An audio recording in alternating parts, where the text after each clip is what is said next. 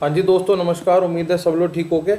तो दोस्तों, आपके सामने एक पावर जनरेशन कंपनी की बात चल रही है जिसका नाम है Odisha hydro power corporation limited, OHPC जिसे बोलते हैं। जैसे NHPC है वैसे ही OHPC है, वो नेशनल है। ये एक स्टेट लेवल की कंपनी है। तो स्टेट लेवल की जो कंपनी है, इसका मतलब ये उड़ीसा ऑफ गवर्नमेंट की तरफ से ये आपको भर्ती दिखाई दे रही है। तो इसके अंदर बेसिकली कुछ एडवर्टीज़मेंट्स निकाली थी सरकार ने, जिसके अंदर उन लोगों ने नौकरी निकाली है, और जो कि 1 अगस्त से चालू होगी और ये जाएगी 31 तक। ठीक है, 31 अगस्त तक।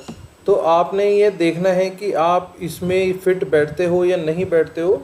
तो ये आप देखो अपने हिसाब से, एक बार कोशिश करो इसे सर्च करने की।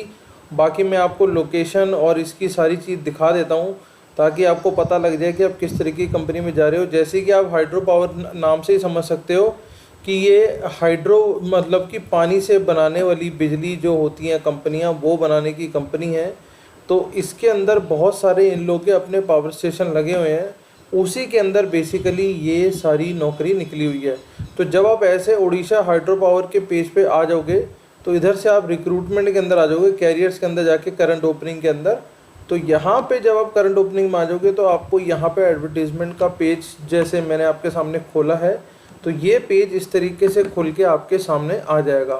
तो जब ये आ जाएगा तो आप समझना शुरू कर देना कि भैया इसके अंदर जो जो डिटेल मांगी है वो आप कैसे दे सकते हो और किस तरीके से दे सकते हो। तो अभी आपके सामने मैं सीधा आपका विदाउट एनी टाइम वेस्टेज में आपकी नोटिफिकेशन पेज पे आ चुका हूँ। तो अब देखिए, start date for submission of application आ रहा है ऑफलाइन मोड। ठीक है, इसे अब गलती से भी ऑनलाइन मत समझ लेना। तो भैया ये सारा का सारा ऑफलाइन मोड पेमेंट है। ठीक है, थ्रू डीडी होनी है 1/8/2023 तो, जो कि शुरू होगा 31/8 तक। ठीक है, तो आगे चलते हैं, इसे समझने की कोशिश करते हैं। इसके अंदर बेसिकली उनके 6 प्रोजेक्ट हैं एक स्टेट के अंदर, जहाँ पे उन लोगों को ये चीज़ें चाहिए। तो उन्हें चाहिए क्या क्या, ये समझ लो आप पहले। GET इलेक्ट्रिकल चाहिए, GET सिविल चाहिए, GET mechanical, GET instrumentation control और GET IT में। ठीक है, और टोटल इतनी उनको चाहिए। ये सारे हो गए 27 PWD और ये सारे मिला के। और आगे चलते हैं, समझाने की कोशिश करते हैं आपको। तो और जब आप नीचे आएंगे नोटिफिकेशन पे तो देखेंगे इसमें आप तनख्वाह समझ लो या स्टाइपेंड समझ लो।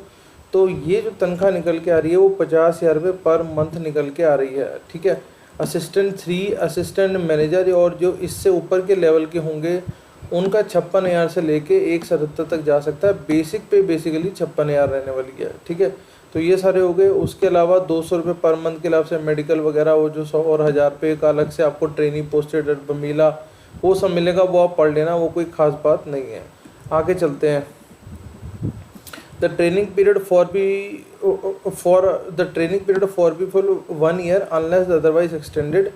On the successful completion of training, candidate will be appointed in respective of cater provision of period 1 year and regular scale of pay with the other. तो पहले 1 साल की ट्रेनिंग है, उसके बाद वो अपने हिसाब से जहाँ पोस्टिंग जैसे निकलेगी वो आपको लगाते चले जाएंगे। सर्विस एग्रीमेंट बॉन्ड है यहाँ पे, तो आप थोड़ा सा सोच समझ के चलना। Selected GET candidate shall be required to execute a service agreement bond on non-judicial stamp paper to serve corporation of minimum 3 साल। ठीक है, तो मिनिमम आपको कितने साल लगाने हैं जी? 3 साल लगाने ही लगाने हैं। तो पहले ये जो ड्यूरेशन होती है GET को 216, सेकंड में 150 और तीसरे में 90 होते चले जाएंगे। और आगे चलते हैं। अब GET भैया इलेक्ट्रिकल को आप किस किस चीज़ से आप जा सकते हैं, आप ये समझ लो।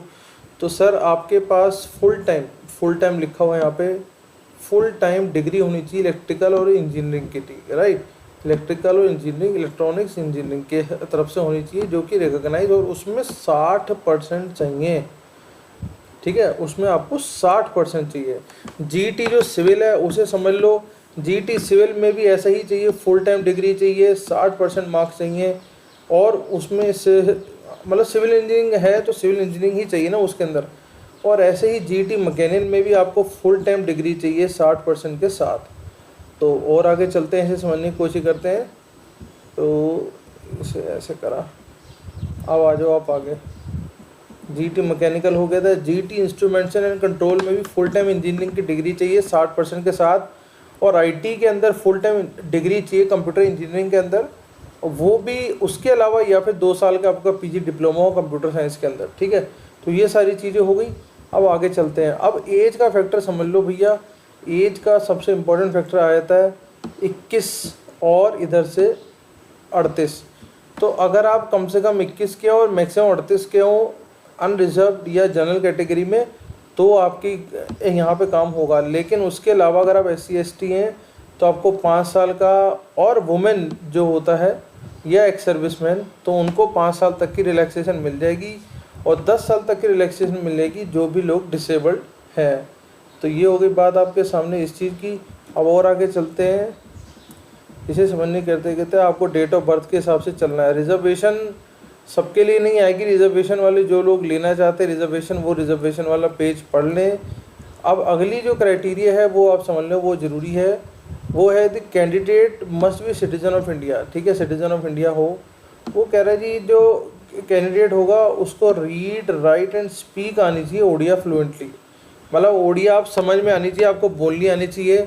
और उसके अलावा आपने हाई स्कूल पास करा हो examination with Odia as medium of examination is non language subject, ठीक है। तो आपके ओडिया पास होने के अलावा ओडिया पास करने के आपके डॉक्यूमेंट भी होने चाहिए, इस बात को समझ लेना, ठीक है। तो जिन लोगों ने ओडिया पास करी है भैया वही लोग जा सकते हैं, जिनके पास इस चीज़ की नॉलेज है ओडिया की, तो वही कर सकते हैं। Candidate who has more than one spouse living in case of women candidate if married, वो छोड़ दो। Candidate must have good moral character, वो सारी बातें ठीक हैं सर, वो हो जाएगी। तो और आगे चलते हैं। सिलेक्शन प्रोसीजर समझ लो। Candidate must be shortlisted out of candidate applied on their basis of GATE score. तो भैया आपके यहाँ पे गेट के स्कोर लगने वाले हैं, इस बात को समझ लो। गेट का स्कोर लगाओगे तभी बात बनेगी, ठीक है, नहीं तो कोई फ़ायदा नहीं होगा। तो भैया गेट का स्कोर है अगर, तो ही आप अप्लाई करना, नहीं तो आपका ये अप्लाई करा हुआ बेकार हो जाएगा। Application the candidate belonging to, वो हो गया। अब एप्लीकेशन फ़ीस समझ लो भैया 750 रुपये की फ़ीस है, जो कि नॉन रिफंडेबल रहने वाली है इस दौरान, इस चीज़ के अंदर, ठीक है। तो ये हो गई फ़ीस, हो गई, आपको पता लग गई 750 की है। Candidate belong to UR SBSC, मतलब अगर आप जनरल हो तो आपके 750 रुपये लग रहे हैं, ठीक है, ये हो गई बात। और आगे चलते हैं। बाकी सब नॉर्मल बातें आप पढ़ लेना, ऐसी टाइम ना वेस्ट करना। तो अब आप ये समझ लो कि आपको यहाँ पे चाहिए क्या क्या, ये ज़रूरी हो सकता है। एक 10th की सर्टिफिकेट चाहिए, एक 12th का सर्टिफिकेट चाहिए, डिग्री सर्टिफिकेट या degree marksheet of essential qualification आपने जो करी हुई है, copy of GATE score card, certificate of support your caste, if in case आप किसी कास्ट में जा रहे हो SC ST के लिए, तो आपको वो सर्टिफिकेट लगाना है। और अगर आप हैंडीकैप्ड हैं तो उसकी एक दिखाएंगे discharge certification, if in case ex serviceman है तो भी दिखा देना। स्पोर्ट्स सर्टिफिकेट आ जाएगा, एक्सपीरियंस उड़ीसा, ये सारी चीज़ें हो जाएंगी। तो मोटा मोटा आपको पता लग चुका है कि इसके अंदर क्या क्या चाहिए। तो बहुत शानदार अपॉर्चुनिटी है।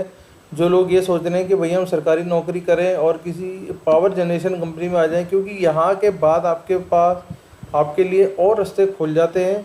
तो मेरे हिसाब से एक शानदार अपॉर्चुनिटी है, इसे ज़रूर अप्लाई करें। और टाइम 1 तारीख से चालू है, तो ज़्यादा वेट ना करें, कागज़ अपने इकट्ठे करें और अप्लाई के लिए आ जाएं। तो बाकी मिलते हैं किसी अगली जॉब में, तब तक के लिए जय हिंद।